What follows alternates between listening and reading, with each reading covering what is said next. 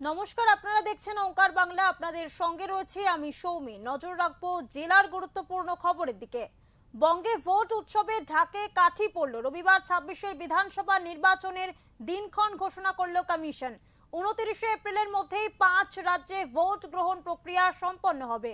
সব জায়গার ভোট গ্রহণ গণনা হবে ৪ঠা মে। গতবারের নির্বাচনের তুলনায় এবার বাংলায় দফা কমিয়ে আনা হয়েছে। পশ্চিমবঙ্গে ২ দফায় ভোট হবে। প্রথম দফার ভোট হবে ২৩ এপ্রিল এবং দ্বিতীয় দফার ভোট হবে ২৯ এপ্রিল। বাংলা, আসাম, কেরল, তামিলনাড়ু ও পুদুচেরির ভোটের নির্ঘণ্ট প্রকাশ করা হয়েছে। First of all, I'd like to make clear that the model code of conduct is applicable from now onwards. So actions taken prior to model code of conduct is the prerogative of the concerned governments. But now onwards, the model code of conduct shall be applicable. With regards to the West Bengal elections to be held in 2 phases instead of 8 phases earlier, the Commission has held detailed deliberations, and in its considered opinion, it was found necessary to reduce the number of phases and bring it down to an extent where it is convenient for everybody. রবিবার ২৬ বিধানসভা নির্বাচনের দিনক্ষণ ঘোষণা করল commission.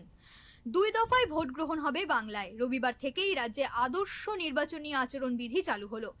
এদিন দিল্লির বিজ্ঞান ভবনে সাংবাদিক বৈঠকে একথা জানিয়ে দিলেন মুখ্য নির্বাচন কমিশনার জ্ঞানেশ কুমার। পশ্চিমবঙ্গে ২১ নির্বাচনে ৮ দফার পরিবর্তে ২ ধাপে করা হলো ভোট। নির্বাচন কমিশনার জানিয়েছেন, এই ব্যাপারে কমিশন বিস্তারিত আলোচনা করেছে এবং বিবেচনা করেই এই সিদ্ধান্ত নিয়েছে। ২৯ এপ্রিলের মধ্যেই ৫ রাজ্যে ভোট গ্রহণ প্রক্রিয়া সম্পন্ন হবে। সব জায়গায় ভোট গণনা হবে ৪ মে। ৯ এপ্রিল ভোট গ্রহণ রয়েছে আসামে। মুখ্য নির্বাচন কমিশনার জ্ঞানেশ কুমার জানিয়েছেন, ১ দফায় ভোট হবে। নমিনেশন জমা দেওয়ার শেষ দিন ২৩ মার্চ। ভোট গণনা রয়েছে ৪ মে। আসামে বিধানসভা কেন্দ্রের সংখ্যা ১২৬। অন্যদিকে কেরালামে ৯ তারিখে ভোট গ্রহণ হবে। নমিনেশন জমা দেওয়ার শেষ দিন ২৩ মার্চ। ভোট গণনা হবে ৪ মে। কেরালামে বিধানসভার কেন্দ্রের সংখ্যা ১৪০। তামিলনাড়ুতে বিধানসভা কেন্দ্রের সংখ্যা ২৩৪। ১ দফায় ভোট গ্রহণ হবে। তামিলনাড়ুতে নির্বাচন হবে ৯ এপ্রিল। নমিনেশন জমা দেওয়ার শেষ দিন ২৩ মার্চ। ভোট গণনা ৪ মে। কেন্দ্রশাসিত অঞ্চল পন্ডিচেরি বিধানসভা কেন্দ্রের সংখ্যা ৩০। পন্ডিচেরিতে নির্বাচন হবে ৯ এপ্রিল। নমিনেশন জমা দেওয়ার শেষ দিন ২৩ মার্চ। বাংলায় প্রথম দফার ভোট ২৩ এপ্রিল, দ্বিতীয় দফার ভোট ২৯ এপ্রিল।